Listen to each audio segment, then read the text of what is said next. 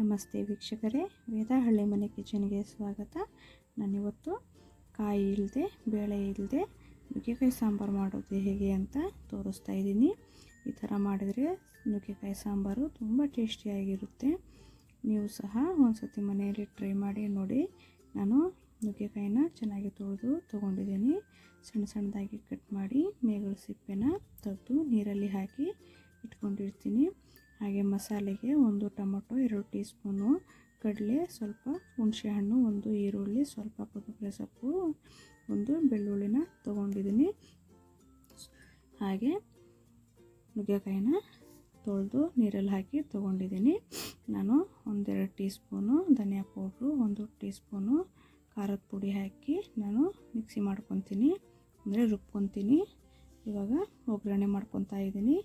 ನಾನು 1-2-3 tea spoon ಎಣ್ಣೆ ಹಾಕ್ಕೊತಾ ಇದ್ದೀನಿ. ಈಗ 1/4 ಟೀ ಸ್ಪೂನಷ್ಟು ಸಾಸಿವೆ ಹಾಕ್ಕೊತಾ ಇದ್ದೀನಿ. ಹಾಗೆ ಸ್ವಲ್ಪ ಕರಿಬೇವಿನ ಸೊಪ್ಪು ಹಾಕ್ಕೊತಾ ಇದ್ದೀನಿ.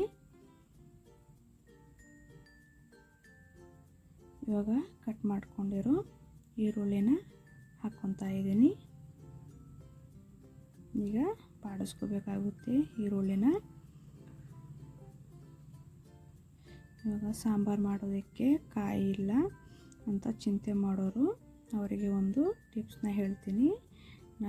ಇವಾಗ ಕಾಯಿ ಇಲ್ಲ ಅಂದವರು ಅನ್ನ ಮಾಡಿರ್ತೀವಲ್ಲ, 1 ಟೀ ಸ್ಪೂನು ಅನ್ನನ ನಾವು ಮಸಾಲೆ ರುಬ್ತೀವಲ್ಲ ಆವಾಗ ಹಾಕ್ಕೊಂಡು ರುಬ್ಕೊಂಡ್ರೆ ಸಾಂಬಾರು ತಿಕ್ಕಾಗಿರುತ್ತೆ, ಮಂದವಾಗಿ ಬರುತ್ತೆ.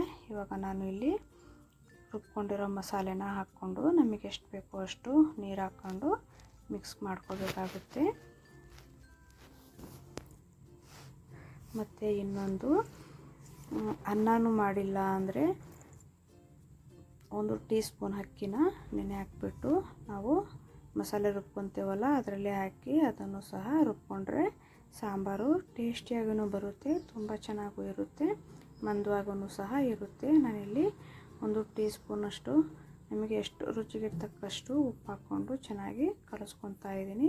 ಕಲಿಸ್ಕೊಂಡು 1-2-3 ನಿಮಿಷ ಚೆನ್ನಾಗಿ ಇದನ್ನು ಕುದಿಸ್ಕೋಬೇಕಾಗುತ್ತೆ, ಸ್ಮೆಲ್ ಹೋಗೋವರೆಗೂ. ಇವಾಗ ನಾನು ಚೆನ್ನಾಗಿ ನೋಡಿ, ಇವಾಗ ಚೆನ್ನಾಗಿ ಕುದೀತಾ ಇದೆ. ಇವಾಗ ಇದಕ್ಕೆ ಕಟ್ ಮಾಡ್ಕೊಂಡಿರೋ ನುಗ್ಗೆಕಾಯಿನ ಹಾಕ್ಕೊತೀನಿ.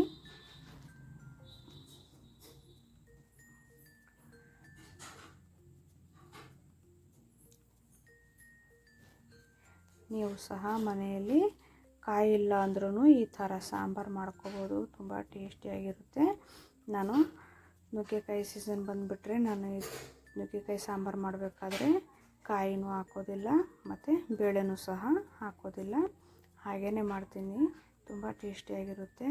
ಇವಾಗ ನೋಡಿ ನುಗ್ಗೆಕಾಯಿ ಸಾಂಬಾರು, ನುಗ್ಗೆಕಾಯಿ ಸಹ ಚೆನ್ನಾಗಿ ಬೆಂದಿದೆ. ಇವಾಗ 1-2 ಮತ್ತು 3 ನಿಮಿಷ ಚೆನ್ನಾಗಿ ಬೇಯಿಸ್ಕೋಬೇಕಾಗುತ್ತೆ. ಯಾರೆಲ್ಲ ನನ್ನ ಚಾನಲ್ ನೋಡ್ತಾ ಇದ್ದೀರೋ ಪ್ಲೀಸ್ ಲೈಕ್ ಆ್ಯಂಡ್ ಸಬ್ಸ್ಕ್ರೈಬ್ ಮಾಡಿ, ನನ್ನ ಚಾನಲ್ಗೆ ಸಪೋರ್ಟ್ ಮಾಡಿ.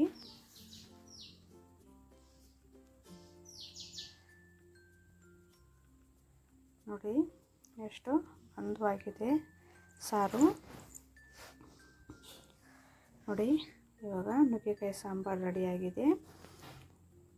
ಈ ರೆಸಿಪಿ ಇಷ್ಟ ಆದರೆ ಲೈಕ್ ಮಾಡಿ, ಕಮೆಂಟ್ ಮಾಡಿ, ಹಾಗೆ ನನ್ನ ಚಾನಲ್ನ ಸಬ್ಸ್ಕ್ರೈಬ್ ಮಾಡೋದನ್ನು ಮರಿಬೇಡಿ. Thank you.